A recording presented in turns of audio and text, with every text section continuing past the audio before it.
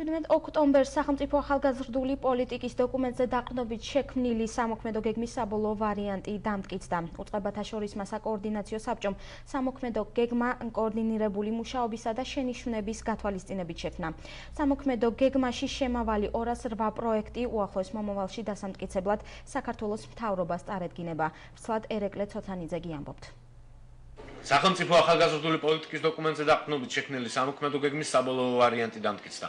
უწყებათა შორის საკოორდინაციო საბჭომ სამოქმედო გეგმა კოორდინირებული მუშაობისა და შენიშვნების გათვალისწინებით შექმნა. აღნიშნული დოკუმენტი გაწერილია 2014-20 წლებზე და ფარავს ახალგაზრდული პოლიტიკის 4 სტრატეგიულ მიმართულებას: მონაწილეობა, განათლება, დასაქმება და მობილობა, ჯანმრთელობა, სპეციალური მხარდაჭერა და დაცვა. როგორც თელავის სახელმწიფო უნივერსიტეტის სტუდენტი ანა ანაშვილი აცხადებს, სახელმწიფოს მხრიდან ახალგაზრდული სტრატეგიის შემუშავება საჭირო და აუცილებელია. მისი თქმით, სტუდენტები თავისუფალ დროს ძირითადად კომპიუტერთან ურთიერთობაში ხარჯავენ. სტუდენტებს არ აქვს იმის საშუალება, რომ სხვადასხვა აქტივობებში ვიყოთ ჩაბმულები და აქტიური ცხოვრობით ცხოვრობდეთ.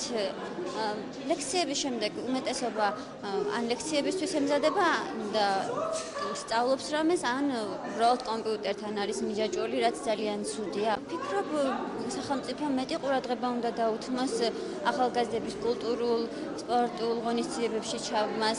ასევე უნდა გაუადვილდეს ახალგაზრდას ევროპასთან დაკავშირება, მაგალითად თავიანთი ხელოვნების ნიმუშების, სპორტული ღონისძიებების, გალერეების ჩატარება უცხოეთში. პროფესიული კოლეჯი პრესტიჟის სტუდენტი თია მჭედლიშვილი თვლით, რომ ახალგაზრდობის ნაწილი ინერტულია სხვადასხვა აქტივობების მიმართ და იმედოვნებს, რომ ახალგაზრდული პოლიტიკის სამოქმედო გეგმაში მნიშვნელოვანი წილი განათლებას დაეთმობა.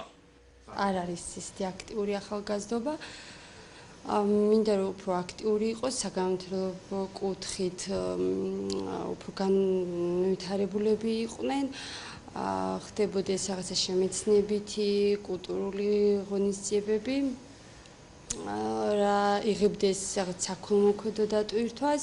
ახალგაზრდობის ინერტულობიდან გამომდინარე, ალბათ უფრო სახელმწიფოც ალბათ გარკვეულ როლს თამაშობს, მაგრამ უფრო მეტწილად ახალგაზრდებზეც არის დამოკიდებული. შეუძლიათ მათ რაღაცნაირად მოიძიონ, გააკეთონ ისე, რომ რაღაცა ჩაერთონ აქტიურად. სტუდენტების ნაწილის თქმით, მათ სურვილი აქვთ ორგანიზება გაუწიონ სხვადასხვა სახის ახალგაზრდულ ღონისძიებებს, თუმცა მატერიალურ-ტექნიკური ბაზით უზრუნველყოფა სჭირდებათ. ძალიან ნაკლებად ვართ ჩართულები მეგობრები ამ რაღაც ღონისძიებებში და არ არის ისეთი ღონისძიებები თელავში, მაგალითად რომ ან ჩავერთოთ, ან რაღაცა გავაკეთოთ და რა თქმა უნდა ეს ღონისძიებები რომ განვახორციელოთ, რაიმე დავგეგმოთ, ან რამე შემეცნებითი, ან რამე გასართობი, იმას ყველაფერს სჭირდება დაფინანსება და გვჭირდება თელავის გამგეობისგან მხარდაჭერა ჩვენ მეგობრებს, რომ რაიმე გავაკეთოთ თელავისთვის და რაიმე იყოს ახალგაზრდებისთვის გასართობი და თუნდაც შემეცნებითი. როგორც თელავის მუნიციპალიტეტის მერიის კულტურის სამსახურის ხელმძღვანელი აცხადებს, მერია მზადაა განიხილოს ნებისმიერი ახალგაზრდული ჯგუფის მიერ მიწვდილი ინიციატივა. მათგან საუკეთესოს მხარი დაუჭიროს და დაეხმაროს პროექტის განხორციელებაში. ფიქრი აყუშტაშვილი ასევე საუბრობს წლის ბოლომდე გაწერილ სპორტულ და კულტურულ ღონისძიებებზე. ნებისმიერი ინიციატივა ახალგაზრდებიდან წამოსული, ნებისმიერი საინტერესო იდეა, საინტერესო პროექტი რა თქმა უნდა იქნება განხილული ჩვენს მიერ. მერიის კარები ღია ამ ახალგაზრდებისთვის. ხელისუფლება შეიძლება იყოს მხოლოდ მხარდამჭერი, გარკვეული თვალსაზრისით, აი სწორედ იმ თვალსაზრისით, რა თქვენი გულისხმეთ, ეს იქნება რაღაცა ფინანსიური ჩართულობა, რაღაცა ტექნიკური მხარდაჭერა, რაღაცა სივრცის გამოყოფა კონკრეტული აქტივობისათვის.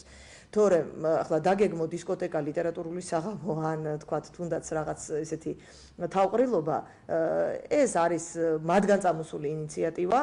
ახალგაზრდული პოლიტიკის დოკუმენტზე დაყრდნობით შექმნილი სამოქმედო გეგმის საბოლოო ვარიანტში შემავალი 208 პროექტი უახლოეს მომავალში დასამტკიცებლად საქართველოს მთავრობას წარედგინება.